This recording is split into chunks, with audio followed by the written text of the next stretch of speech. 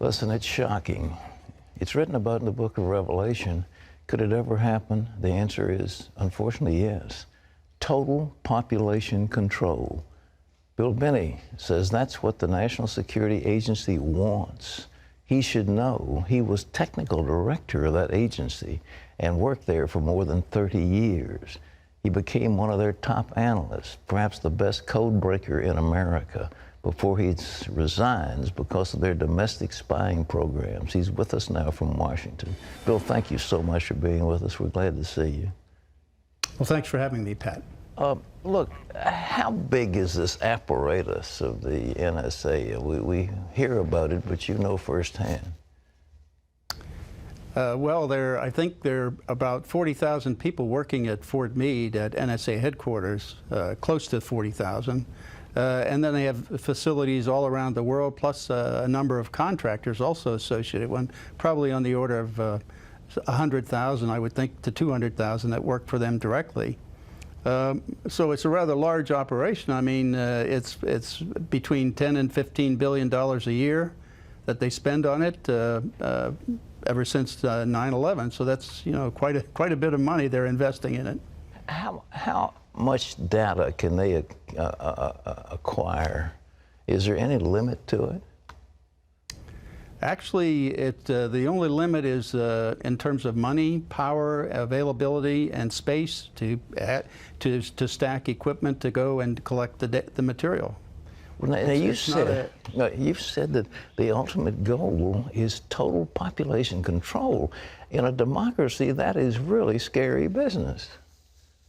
It's actually a totalitarian process that's been used down through history. I mean, that's what totalitarian dictators, states, that's what they want to do. They want to know everything about the population so they can control it. That was the idea behind the Soviet Union, the East German Stasi, that was their idea, and the Gestapo and the SS, and down through history, many others. Is our stuff more powerful than those agencies you mentioned? Yeah, unfortunately it is.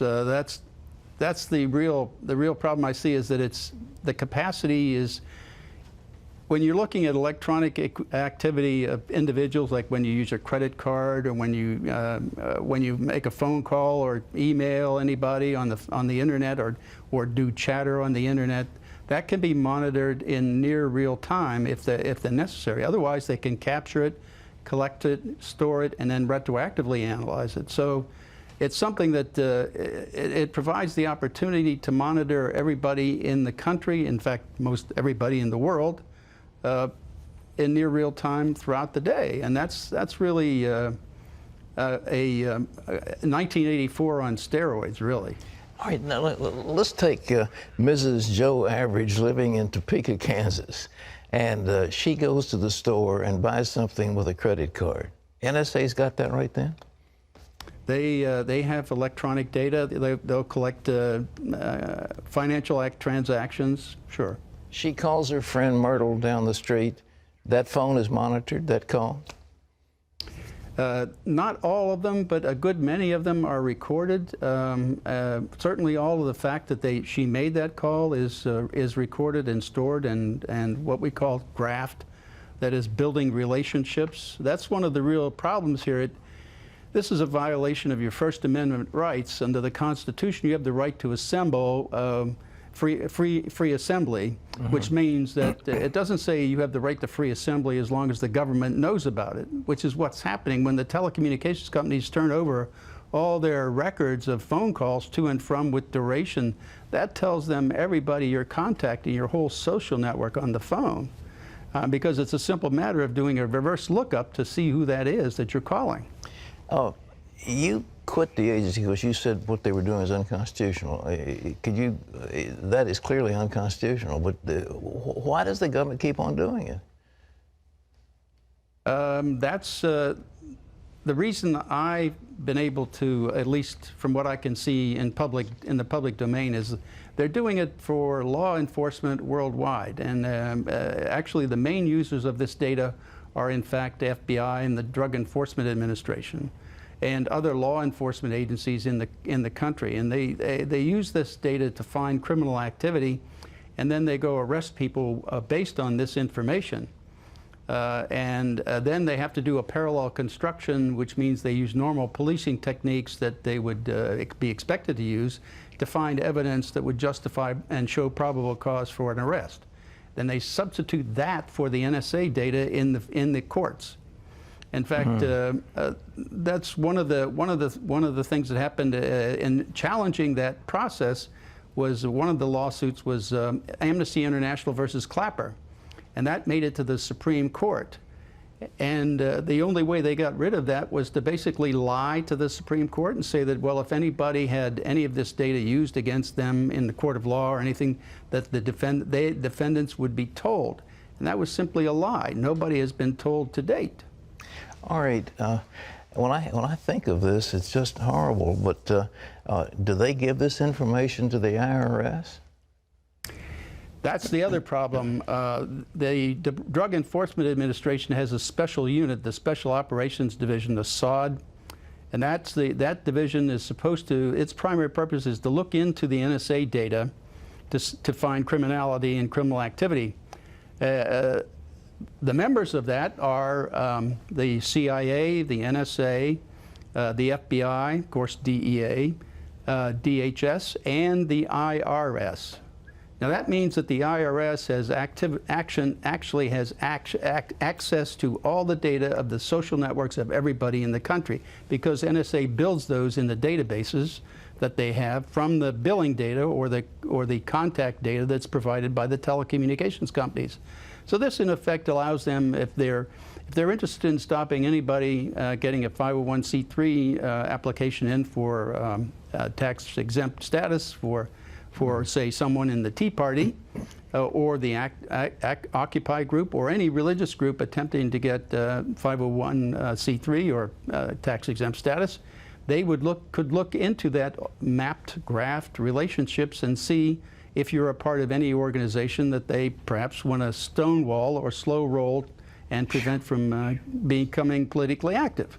And that's what's been going on. They've had access to this data. And one person was testifying in the House and Judiciary Committee, I believe it was, about some of the questions they were being asked by the IRS.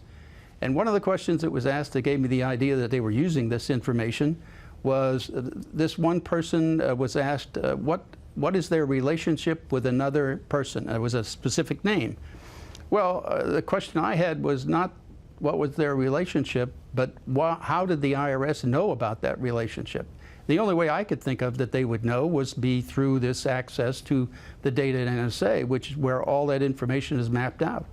So what you're saying is the NSA slips this stuff to them, they read it, get a clue, and then they go through their normal procedures and act like they didn't get the information, but they got it from another source, so they pull the wool over Congress. You know, the congressman, yes, go ahead. And they also use that in court, which means, in my sense, that means they're perjuring themselves in court.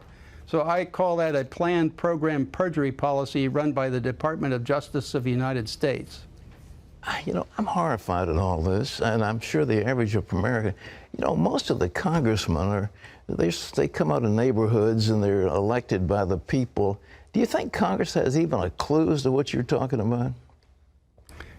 Probably not a complete clue, but I think that that's part of the reason that Representatives Amos and Conyers got a coalition of members of the House to try to unfund NSA's activity last year.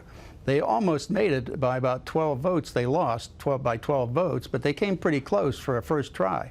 So there is a move in Congress to limit and stop this, and it really is all of this activity it's unconstitutional under the First, Fourth, and Fifth Amendments.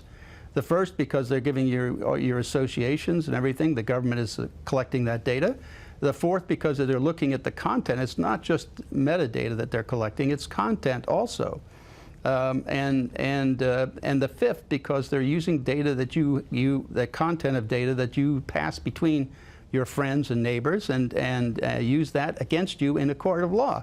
That's a violation of the Fifth Amendment. That is to have you can claim the Fifth Amendment not to testify against yourself. Well, that's a violation of that too.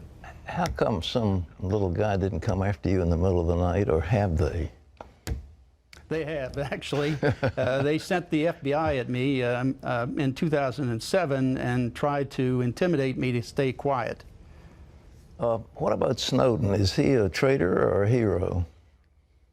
I looked at him as doing an absolute public service, not just to the people of this country, but to the world, because he produced evidence that's irrefutable by our government. That's the crimes against the Constitution and the laws that we had over time anyway. So that was irrefutable evidence of what they were doing, and so they cannot deny it now.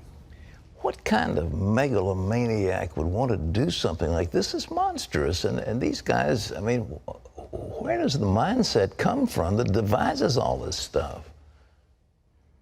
Well, that's what I objected to and why I left NSA early on back in 2001, because I saw this coming. I mean, I had worked the Soviet Union problem for almost 30 years, and it was very clear to me that in October of 2001, the NSA and the government, the U.S. government, started adopting the procedures and techniques and processes that the Soviet Union and the Stasi and all of the countries behind the Iron Curtain were using. So we were actually adopting their procedures.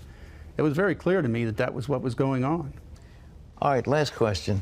The average person doesn't have a vestige of knowledge of what you're talking about. They just trust their government. What are we going to do as citizens? Well, you see, let me say something about that first. That's really the problem here in this country. You see, from what I see is we have not had a dictator in this country for almost since George III, for almost 240 years. So we've been very comfortable over those 240 years, at least, kind of depending on our government to do the right thing. And that's what we've all been accustomed to them doing. That is, we trust them and have trusted them for a long time. And so we don't have that knowledge of what dictators and dictatorial processes are. But if you look at it, the Germans today are the ones who are really upset about this. And the reason they're upset is because they've got living memory of the Stasi and living memory of the SS and Gestapo. So they're very familiar with these techniques and procedures, and that's why they're very upset. To me, I think the only way we can get out of this is to fire everybody in D.C. I think that's the only way to do it. You have to go out and vote. You have to get active. You can't stay quiet and let this happen. You have to stand up and oppose it. Bill Binney, thank you so much. You're a great patriot, and keep speaking out. And we'll ask prayer for your protection, because I can't imagine they're going to let you keep on talking, but maybe they will. Well, folks, if you want to learn more about Bill Binney and the NSA, you can go to our website. There's more detail about it. And you know something, as he was talking, the Bible makes a statement in the book of Revelation that people could not buy or sell without the mark of the beast. And you said, okay, there is no way that there's any governmental agency that could enforce something like that. And what this man, who is the technical director of the NSA, former technical director, is saying is that the government now has the technique to do this worldwide. You know, Google has maps of if you have a little shack up in the hills someplace, Google's got a map of how to get there. And that's a private agency. And, you know, your credit cards, your telephone calls. But the thing is, what he's saying is that you pick up the phone and call your girlfriend, and that's monitored and that's recorded. And it's frightening. You don't have to be saying, you know, I want to plot against the government. It's a normal conversation, and they call it metadata and all that stuff. And we don't understand it enough, so we say, well, oh yeah, well, we don't have terrorists, we don't have blowing up our airplanes. Well, of course we don't.